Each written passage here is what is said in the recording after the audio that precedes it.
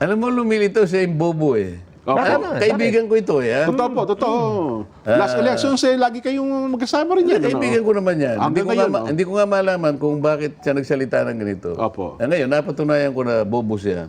Sinabi niya 4 million.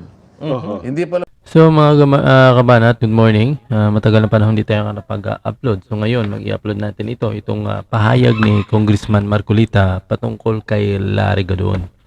Kasi parang may buwelta itong si Larry Gadon. No? Kumbaga, mayroong maanghang salita laban kay Congressman Marcolita. So bumuwelta itong si Congressman Marcolita.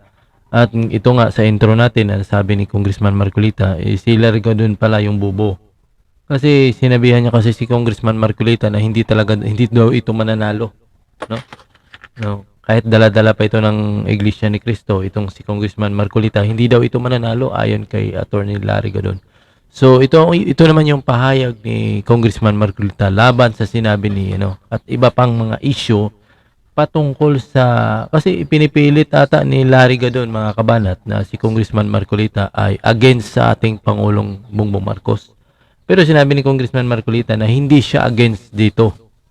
Ni minsan daw wala siyang pahayag na kinontra niya si President Bongbong Marcos. No? O baga yung mga o baga hindi niya sinusuportahan si President Bongbong. Sinusuportahan niya lamang may mga bagay-lagay na sa Kongreso, no? Yun ang tinututulan niya, yung maling proseso at pamulitika. Yun ang sinasabi ni Congressman Marcolita. Panoorin mo ito kung paano yung sinabi na bubo itong si Attorney Larry Gadon. Wala namang problema kung mag-rally kasi. Meron nga nag-react din eh. Kaibigan ko eh. Opo. Kilala mo yun, si Larry Gadon. Opo. Pinadala lang naman sa akin eh. Opo. Pinadala sa akin. Hindi ko nababasahin, medyo, pero sa gist niya, Opo. yung si Congressman Marcolita, hindi mananalo yan. Ganun ba ang sabi? Hindi mananalo yan kasi kung ibig niya kasing sabihin, akala niya siguro wala na ako sa panig ni Pangulong Bongbong Marcos. Okay, opo. Hindi ko nga alam kung bakit niya sinabi yun. Kasi kanya, pag sinabi mo yung mga kay Duterte, hindi kakayanin yan eh. Maswerte na yan kapag yan ay nakakuha ng boto na 4 na milyon. Kasama na ang iglesia. Oo. Itong analysis niya, tingnan mo kasi yung dating chief ng police, PNP, General Eliazar kanya. Opo. Yan, sinuportahan ng iglesia yan. Tingnan mo, umabot lang siya ng 10 million. Opo, Eliazar, tama Diba? kayo. Opo. Last elections po Hindi ba si Larry Gadon, palagi niya sinasabi, bobo kayo eh. Opo, totoo yun. Doon sa sumikat Alam mo, lumilitaw siya yung bobo eh. Kaibigan ko ito eh. Totoo po, totoo. Last elections, lagi kayong magkasama rin yan. Kaibigan ko naman yan. Hanggang ngayon, Hindi ko nga malaman kung bakit siya nagsalita ng ganito. Opo. Ngayon, napatunayan ko na bobo siya. Sinabi niya 4 million. Hindi pala marunong sa math eh. Hindi niya nakakita, may zero yun eh, 40 million yun. Ganun 40. Wala natin yan. Tama. Di ba? Di ako naman, minsan, alam mo minsan, si Atty. Larry Gadon ko ngayon, unawain na lang natin ko. Hindi, bakit? No. Bakit niya ikukonclude na? Bagamat hindi niya sinabi ron. Bakit? Opo. Ibig ba niya sabihin si Pangulong Marcos galit sa akin? Hindi totoo yun. Opo. Baka hindi niya alam. Siya kapag nakita ni Pangulong Bongbong yan, maraming pagkakataon magkakasama kami, hindi man niya pinapansin yan eh. Ganun ba? Oo, maski na nung nangangampanya kami, maski na ngayon, si Pangulong Bongbong, alam ba, nagkita kami sa isang piging o kaya sa ano. Pag nakita niya ako, magagano'n, pupunta, nagbubulungan kami. Baka halimbawa, isang araw magkita kami. Halimbawa, bubulungan ako halimbawa. Huwag mo na ikang pansinin si Larry. Bakit? Kalaban ko ba ang Pangulong Marcos? Wala akong sinasabi laban sa nakita mo yung rally na yun, sinuportahan pa nga natin. Ibig sabihin, binigyan natin ng diin na yung kanyang opinion tama. Tama po yun. Tama. Paano mo sasabihin na tayo'y laban doon sa opinion ng Pangulo? Yun nga po ang hindi matanggap ng marami kong yung opinion niya sa atin ay tama. Tama. Kapag sino naman Pero talagang sa tama mga ko. kasamahan niya, mali ito. Baka siya'y magalit ngayon kaya, ikaw naman kanya doon. Bakit sinabi mong 4 million? Hindi mo, bakit? Kalabang ko ba si ang Kadante ang tawag sa akin ng Opo. presidente? Kasi nga, kaya ako sinasabi ito, minsan nabubulungan ako. Nung magkita kami sa Papi, yung kanilang anniversary. Aha. Po yung mga yung publishers. Opo. Ang sabi niya, nakita niya ako sa audience. Kadante is here. The defender of congressional traditions. Yes. Alam mo, Kadante, kanya, pinapanood kita. At masaya ako pag napapanood kita. Oho. Bakit sasabihin ngayon ni Larry Gadon na tapos nung ako'y bumaba, binulungan na naman niya ako. Oho. Pinagtulong-tulungan ka. Oo nga po eh. Mga ganyan lang naman ang dyan. Oo. Totoo. Ang iba kasi kung pinipersonal, kung kumot hindi kayo kasang-ayon nung kanila, akala nila, kaaway na kayo nung mga taong kanilang Baka magtaka siya. pinaglilingkuran. Baka magtaka siya. Umatras si Manong Chabit. Aha. Tama, O tama. baka hindi niya alam kung ano yung binili ni Manong Chabit. Ba? Secret, di ba? Kayo po may binilin. Go. Ha? Secret. Oo. Nabulungan din. Baka magtaka siya. Akala niya 4 million. Hindi niya nakita yung zero na nakatabi. 40 ho yun. 40. Dito siguro mauunawaan na ng ating mga kabayan ko.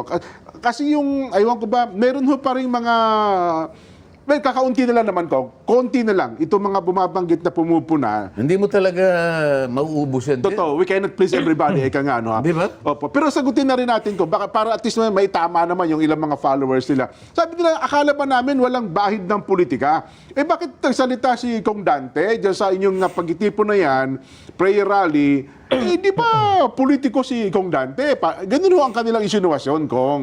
Paano ba natin sasagutin yung punto nilang yon? Then, siguro hindi nila napakinggan kung paano ako inintroduce. Yan, tama po. Sana maging sensitive sila. O, sana pinakinggan nilang mabuti. Doon po kanya, doon sa kawalan ng rule of law, ay ipapaliwanag po ng ating kapatid na abogado. Yan. Si Ka Edwin Sabala po yun, Kong. Si kapatid na Dante Marcoleta. Diyan ang partisipasyon ko doon, hindi bilang congressman. Opo. Nandun ako sa tawag ng pamamahala Opo. ng pagkakaisa. Naatasan ako na ipaliwanag ko yung parte na kung saan nagkakaroon ng hindi pagkakaunawaan sa mga proseso tungkol sa rublo sa batas. Oho. Iaambag ko yung aking nalalaman tungkol doon. Aha. Tama At sa po. dami naman ng nag-comment na positibo, na kung i-discuss ko ngayon, baka tatlong araw hindi pa tayo matapos. Tama kayo, Kong. Oho. So, dapat nakita nila, hindi yung aking pagiging congressman. Kaya nga pati yung pagpapakilala sa akin, hindi man lang binanggit na congressman. Para maunawaan nila na ang participation ko doon bilang gaanib Abogado. na abogado. Opo. O kung hindi pa nila maintindihan yun, Kaya nga, Bahala na po kayo. ang naging topic nyo doon, Kong, ay usapin ukol sa rule of law. Oo. Yung pagkapatupad ng mga batas. Ano ha? Ipaki-expound nyo nga po, Kong, yung punto na, ang impeachment process ay nasa konstitusyon yan, nasa batas naman yan. Bakit ba ang dating ba, parang sinasagkaan ba natin ang impeachment process? hindi ba binanggit ko ron, sabi ko, ang Iglesia ni Cristo kahit kailan hindi tutol sa impeachment. Yun, tama Paano po, mo Kong. tututulan ang isang mekanismo na nakasulat mismo Opo. sa saligang batas? Ang impeachment ay yung proseso na nakalatag sa saligang batas kung merong problema Ayan. doon sa opisina ng isang tao na gusto nilang impeach. Oho. Maraming impeachable officers. Tama po, Ang Pangulo, ang pangalawang Pangulo, Oho. ang mga Sa COA, ang mga miyembro ng independent commissions katulad ng COA, COMELEC. ng COMELEC, Yan, opo. at saka ng Ombudsman. yung ombudsman at saka yung civil service. Civil At Service ganun Commission, din opo. Oho. yung mga miyembro ng Korte Suprema. Yan, opo. Mga Kung halimbawa, justices. merong problema doon, hindi mo siya kaagad maaalis eh. Hindi mo pwedeng alisin. Halimbawa, dinimanda mo yung impeachable officer. Kriminal halimbawa. Hindi mo rin siya maialis kasi isa lang ang paraan para alisin mo siya. Ito yung impeachment. Ngayon, gusto kong ipaliwanag, doon pa lamang sa paraan ng paghanap ng di umano Opo. ay mga ebidensya para sa impeach nagsimula nga sa mali eh. Ayun, oho. Isip-isipin mong susuriin mo yung confidential funds nang hindi mo naman sinuri yung iba. Hindi ba? Opo. Kailangan suriin mo rin para sa ganun makita nila na wala kang kinikilingan. Eh doon pa lang sa ginawa nila na tinarget lang nila isang opisina, labas doon sa... ang dami, mga 400 nga yung sinabi ko eh. Paano mo ngayon pananatilihin na yung ginawa mong pagsusuri at pag-iimbestiga ay walang pamumulitika? Dito nga magkakaroon ng bahid rito eh. Doon pa lang sa aspeto na yun. Hindi nakatanggap-tanggap yun eh. Oho.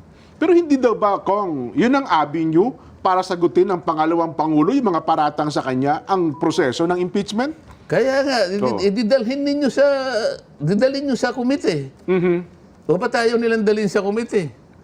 Bakit nagkukumahog sila dalhin kagad sa Senado? Ayaw na nila kasing madinig doon. Ayun. Kasi doon, masusi mong titingnan. O, may forma ba? Baka po, sa forma, madalhin naman eh. Pero pagdating sa substance, doon magkakaroon ng problema. Form and substance nga pala, tama. Dalawang basihan yan. Paano mo sasabihin? Ito, kailangan discuss natin siguro kahit konti lang. Opo, Kong. Ano yung mga impeachable offenses na nakalatag sa saligang batas? Oho. Ano? Ang alam ko, yung culpable violation of the Constitution. So, isa lang yun. May treason, may ganyan. Yan, Di ba? O, violation of the, culpable violation of the Constitution. Opo. Betrayal of public trust. Yan. Ang graft and corruption. Paano mo sasabihin at magkukonclude ka na halimbawa, graft and corruption yung ano nila? Opo, yung o kaya paratang. betrayal of public trust. Opo.